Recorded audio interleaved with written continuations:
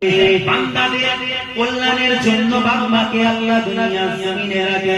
বাবা যখন সন্তানের জন্য দোয়া করে দেয়, আল্লাহ পাক রব্বুল আলামিন সন্তানের খাতিরে বাবা-মায়ের দোয়াটাকে আমার আল্লাহ পাক কবুল করে নেন। হে আমার সাহাবারা, আমি রাসূলুল্লাহ জানিয়ে দিলাম, মায়ের খিদমত, বাপের খিদমত তোমরা বেশি বেশি করে করো।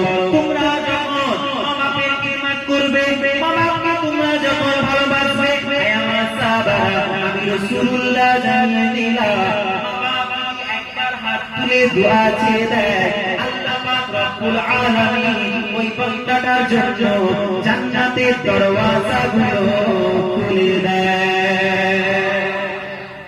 মা বাবার দোয়াতে আল্লাহ জান্নাতের দরওয়াজা খুলে দেয়। মা বাপকে ভালোবাসো। আল্লাহ নবী গেছেন কোথায়? মেরাজে। মা বাপের কথা একটা বলি শুনুন যুবক ভাই। মা বাপ আল্লাহ নবী গেছেন মেরাজে। আল্লাহ নবীকে জান্নাতের মধ্যে যখন প্রবেশ করেছেন, দেখছেন কোরআন তেলাওয়াতের আওয়াজ পাওয়া যায়।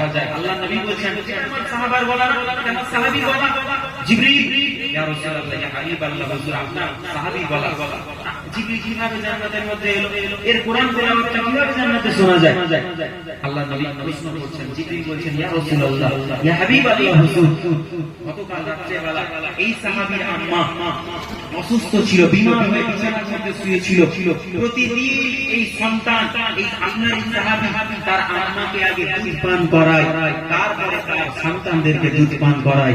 কিন্তু ইয়া রাসূলুল্লাহ, ইয়া হাবিবাল্লাহ, হুজুর গতকাল রাত্রেবেলা এই সাহাবীর আম্মা জানটা অসুস্থ ছিল, হঠাৎ ঘুমিয়ে গেছে। যখন কাটুরিতে করে পেয়ালায় করে তার আম্মার জন্য সাহাবী দুধ নিয়ে গেছে। ইয়া রাসূলুল্লাহ, আপনার সাহাবী লক্ষ্য করলেন তিনার আম্মা ঘুমিয়ে গেছেন, শুয়ে গেছেন।